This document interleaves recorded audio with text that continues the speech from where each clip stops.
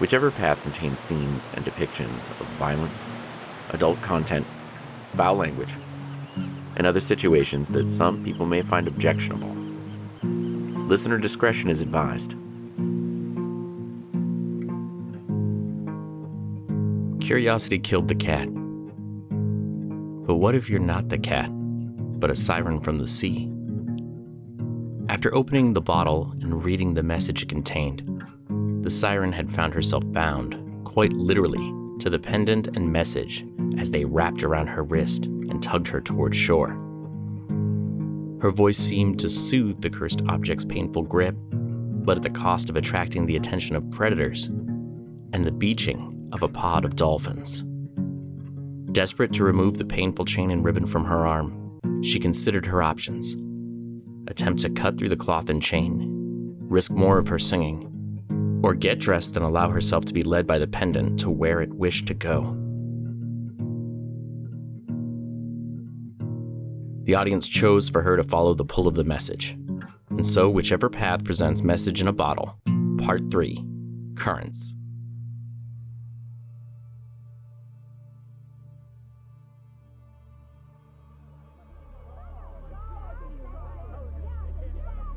My neighbors are on the beach fighting over how to help the dolphins get back into the water.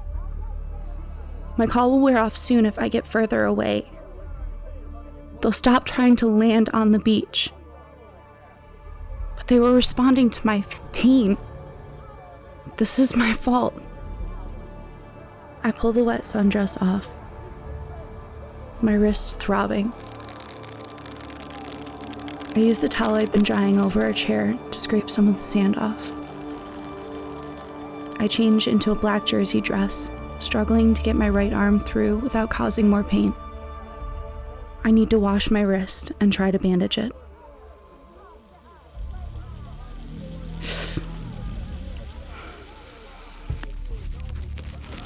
There. The gauze over the ribbon and chain should help.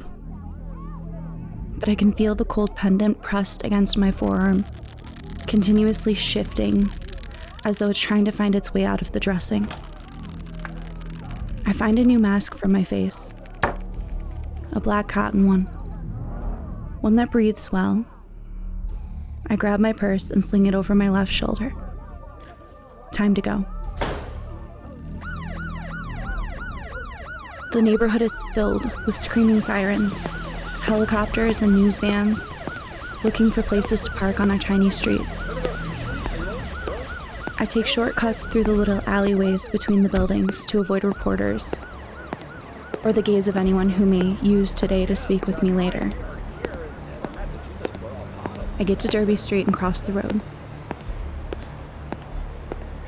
The laundromat is abuzz with excitement as people inside are watching crowds making their way in the opposite direction towards the beach. I'm unsure where to go. I raced here on my own with the pain increasing with each step. I stop on the corner and breathe. I let go of my arm, and it straightens and lifts on its own. Pointing toward the town center, I pull my arm to my side and walk in that direction. I walk for 10 minutes, and the morning sun gets brighter. I should have worn a hat. I just remembered that I forgot to bring my water bottle. I walk past a church and then a bronze statue of a Puritan who would have likely hanged the Catholics who had built the place of worship. My right hand trembles at the intersection, and I feel it pulled to the left, so I make that turn.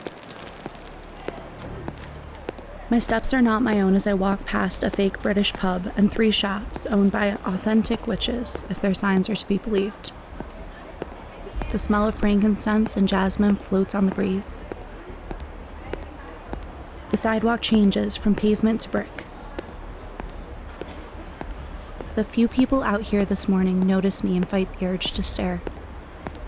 My peripheral vision is better than most. And as I pass each of them, I see their heads turn.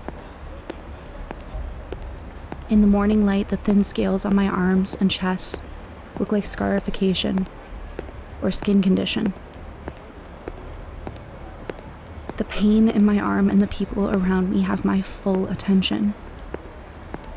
And so by the time I notice the dog, it's too late. The owners are apologetic. The big black dog steps back from me and sits. The brown patches above its eyes make it appear puzzled and concerned, like it regretted lunging at me. It has a kind face now. I look at its massive paws, which look somewhat off. The toes look longer, set farther apart. Here, let me I help accept you their out. apology and take the man's hand when he Careful. offers it. Easy now. He helps me to my feet. Oh, He and his wife notice my hand and ask if I need help. Do you need us to call anyone for you? Their dog sniffs at my bandage and then pushes himself between me and the man, growling lightly. He's telling me to leave. I assure them I will be fine, but my voice is strained as the pendant scrapes against my inner arm, urging me forward. I follow its pull through the side streets, farther away from the tourists, into the old neighborhoods of tightly packed homes and apartment buildings. Far away from the downtown foot traffic, I'm relieved the only people who see me are in their cars. The alleyways and small roads would be more interesting if it weren't for the persistent throbbing of my arm. The smell of fresh water from the North River is in the breeze. And when I get to River Street, I feel the ribbon and necklace loosen. And I take a breath before the ribbon tightens again, and my hand is pulled up from my side and points to a small yellow house wedged between two larger homes. All right, stop hurting me. The home has a little green yard and a white picket fence about waist high. There are window boxes filled with green herbs. My arm jerks towards the house and I grab it with my free hand and pull it down as I walk toward the little gate. I start to reach for its side latch. Everything goes quiet. No birds. No cars. No white noise. The world is still. The clouds swallow up the blue sky. Sitting on the Adirondack chair in the yard is the waterlogged form of Richard, white cataracts over his pupils. His black hair is clinging to his mottled flesh in wet ropes. His neck is broken, and his head rests on his left shoulder.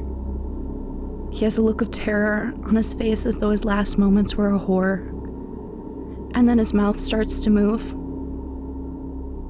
Mom, there's a lady by the gate. He's gone.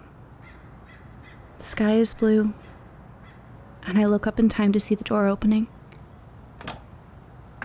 A black woman with long braids, tied up in a ponytail, walks out of the house. There's movement behind one of the windows. A little girl is watching us. The ribbon saws into my flesh. The woman is holding a claw hammer. Can I help you? I don't know. I was led here. My right hand gestures to the gate. The pain in my wrist makes my nails protrude out from my fingertips, and my claws are on display. The woman's eyes are wide. She takes a step forward. Don't touch that gate. Why are you here? I opened a bottle in the sea. What was inside, it led me here. My hand reaches for the gate. Keep your hands off the fucking gate. I can't control it. It's hurting me. It made me hurt the dolphins. I'm cursed. And at that, the woman takes a step back. What hurt you? The message. I read it and it wrapped itself around my arm. Show me your face. She's squeezing the handle of the hammer tightly. She will attack me if I get closer. My hand is fighting me to free itself. I can't. You won't help me, and I need Help. Then show me your wrist. I don't know if I can control my hand anymore. It started pulling me here, and I don't know what it'll do. You want me to keep talking? You'll do one of those. Otherwise, you're gonna leave now. Your kind don't get free help from me. My kind. She knows. I see in her eyes a power that I haven't seen a human being possess since I was just a girl. And I am more afraid than in pain. All right, I say. Our siren's choices are show her face, show her wrist, or sing to calm everything and everyone down. Make your decision now at witcheverpath.com/vote. You have until September 25th. Valentine Buchanan is your siren. Journey LaFawn returns as Michaela. Ava played Lily. And you may have heard Tomas, which, as you know, was played by Armani Marquez Chavez. The theme song was by Ryder. The following songs come courtesy of epidemicsound.com. Warning Signal by Max Anson. Rise from the Shadows by Hampus Nacilius. Chabilon by Edward Carl Hansen. Foley by Witchever Path, with supplementary effects by Epidemic Sound and Audio Hero. If you like what you heard, there's even more to this story at patreon.com/whicheverpath. Not only will you get extra episodes and behind-the-scenes content, you'll also help support our show. Consider subscription today. That's it for today's episode. Take care of yourself and sleep with a clear consequence. Choose the path.